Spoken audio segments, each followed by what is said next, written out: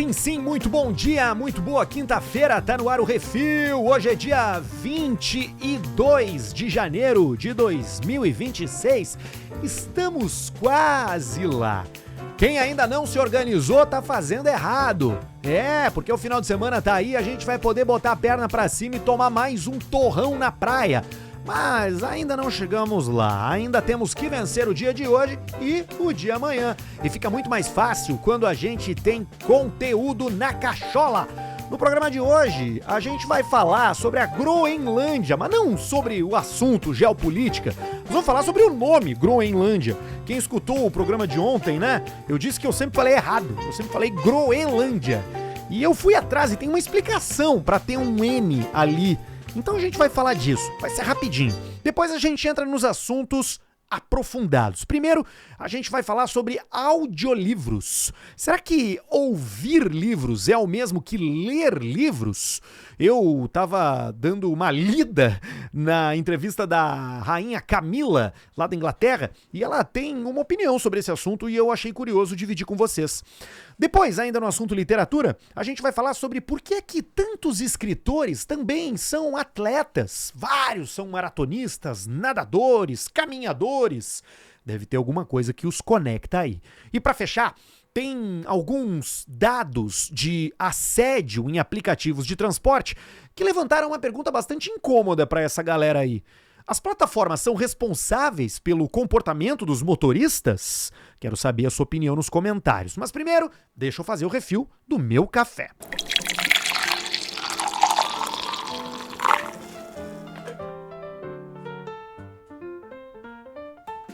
Com que idade você descobriu que se falava Groenlândia e não Groenlândia? Comigo foi 35 anos, porque eu faço 36 só em agosto. Foi essa semana, né? Só que é Groenlândia e não Groenlândia. E eu fui atrás pra saber se era eu que tava ignorando uma letra ali, se sempre foi assim. E descobri que tem um motivo pro país se chamar Groenlândia. Olha que interessante. O nome vem do dinamarquês e do norueguês Groenland. Só que é um gro, é um O com um traço no meio. Tipo assim, um traço diagonal, assim. Groenland, que significa literalmente terra verde. Em português, a grafia Groenlândia é um esforço da nossa língua de tentar preservar o som original, né?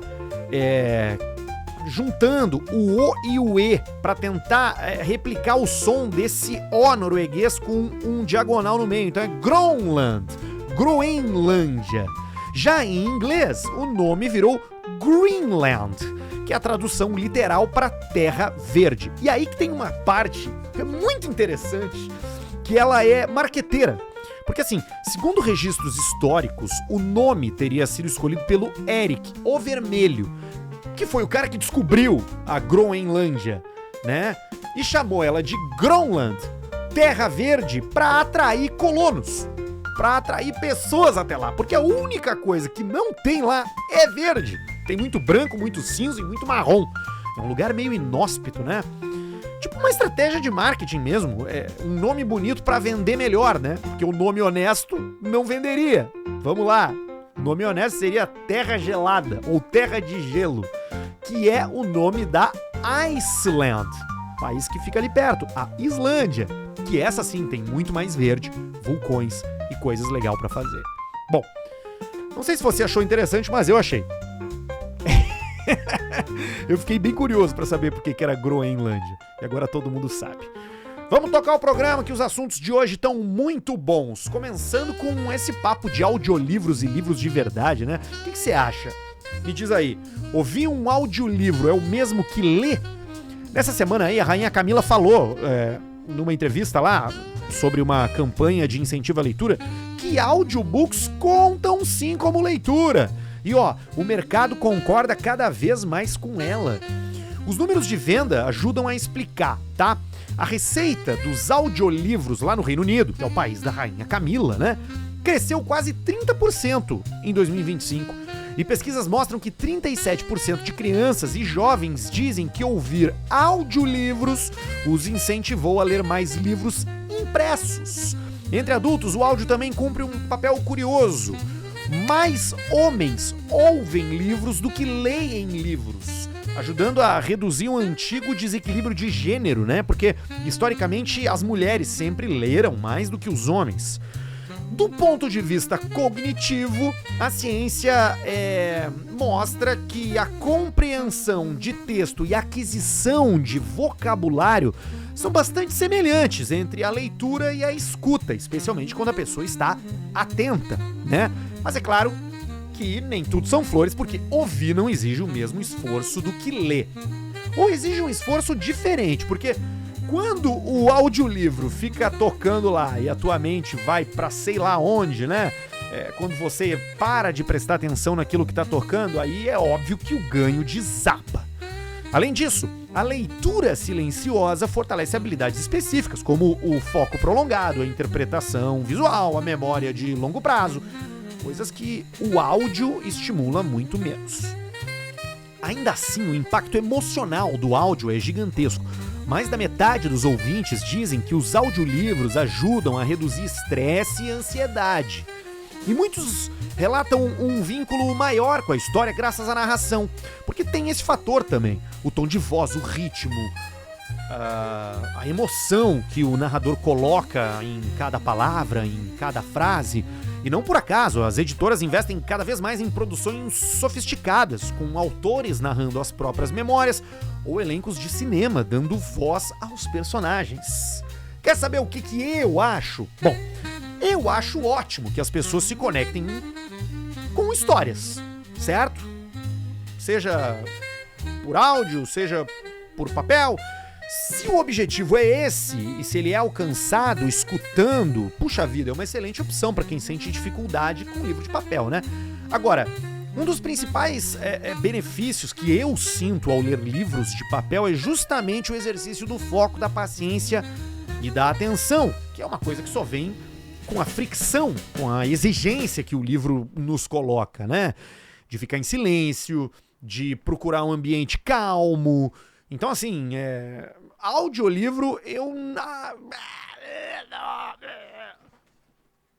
faria, gravaria. Até já tentei ouvir, mas não me pegou. Prefiro ler de papel mesmo. Mas não sou contra, certo? Só que assim, não procura num que tu não encontra no outro. Livros de papel que exigem atenção e foco sempre serão melhor. Até porque essa é uma habilidade do futuro, tá?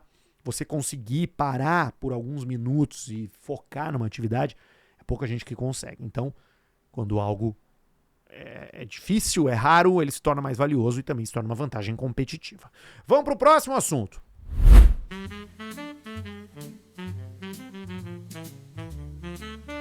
Ainda no assunto literatura, esse artigo da The Atlantic, daquela revista americana fabulosa, com textos longos e belíssimos, ele fala justamente sobre esse assunto, conectando ele com o exercício físico, porque muitos escritores são atletas. Esse é um segredo que eles guardam muitas vezes, né? Eles escrevem melhor em movimento. Não na frente do computador, né? Não isolados numa sala, mas enquanto correm, nadam, caminham, surfam. O corpo entra no estado de flow e a mente vai junto. A ideia não surge na cadeira, ela surge no deslocamento. Claro que o cara não tá escrevendo enquanto corre, mas ele tá tendo ideia, tá limpando a sujeira, tá se tornando muito mais criativo. A ciência ajuda a explicar, tá? Vamos lá. O exercício aumenta a dopamina, a serotonina e a noradrenalina, o trio das minas. Ele melhora também o foco e solta conexões improváveis que o nosso cérebro faz. O movimento cria um estado mental diferente, de menos controle, de mais associação livre. É aí que as ideias ganham forma antes mesmo de virarem palavras. Vários escritores falam disso sem rodeios, tá? Para alguns, exaurir o corpo, ficar cansadão mesmo, é a preparação para aguentar horas de trabalho intelectual.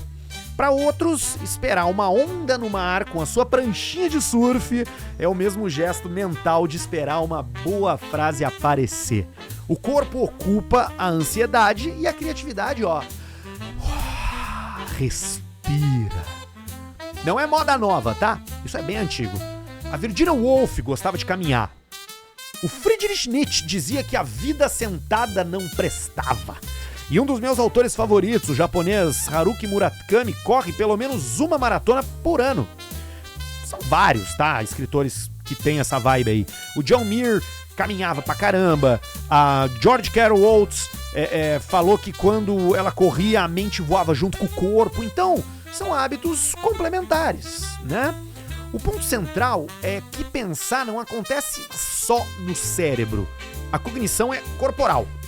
Estudos mostram que entender uma palavra como, sei lá, chutar, ativa áreas parecidas com quando você chuta de verdade. É a associação do seu cérebro com o hábito praticado pelo movimento do corpo. Aprender, lembrar e criar são processos encarnados. Portanto, talvez seja por isso que tanta gente trava quando tenta criar sem sair da cadeira. É o meu caso.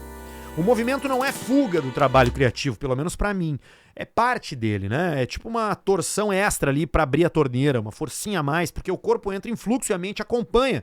Então, escrever também é uma forma de se mover, mas você precisa se mover pra conseguir escrever. Não sei se você tem um trabalho criativo, assim como o meu, né?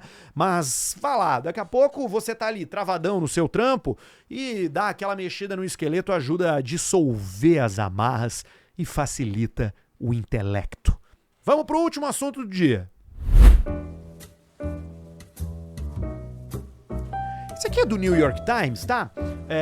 E eu busquei mais uns dados aqui para relacionar com o cenário brasileiro, porque me chamou muita atenção esses últimos dados divulgados sobre feminicídios e violência contra a mulher. 2025 foi um recorde, vamos comemorar, só que não, né? Recorde ruim, foi um dos piores anos, se não o pior ano. É o pior ano de violência contra a mulher. Bueno, esse artigo do New York Times fala sobre a relação de assédio com especialmente a Uber. Mas a gente pode desdobrar isso para outras plataformas de aplicativos de transporte, tá?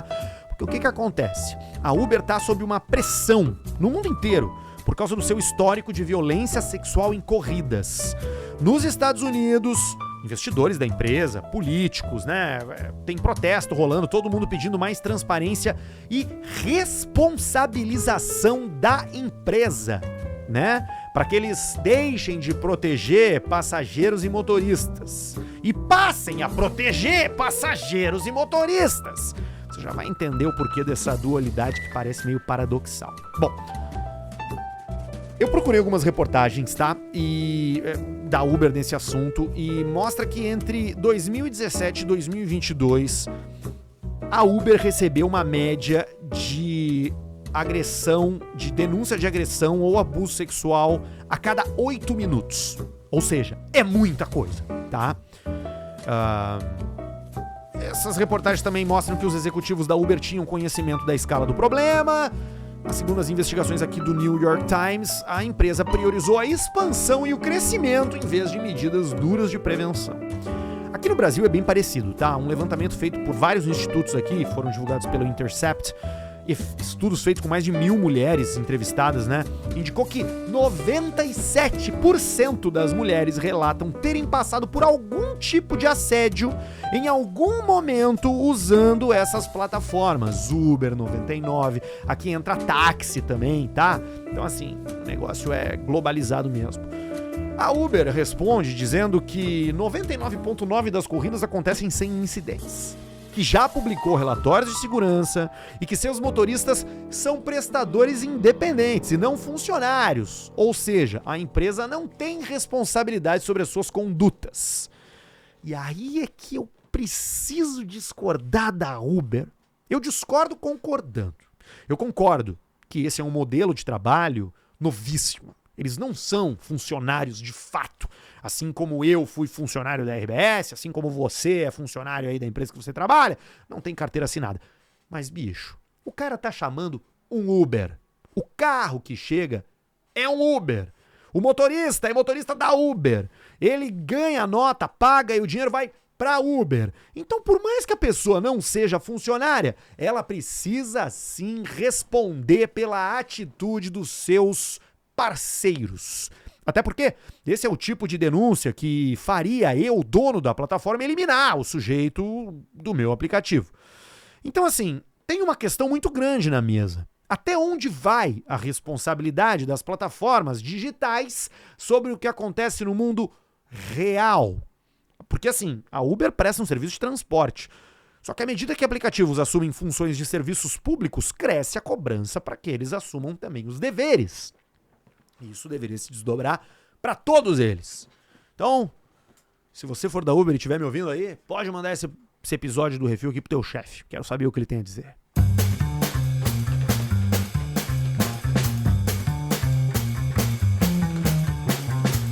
Seguinte, eu tô devendo algumas coisas, tá? Tô devendo um grupo novo no WhatsApp do Refil, tô devendo voltar lá pro WhatsApp do Refil pra trocar ideia com a rapaziada, né?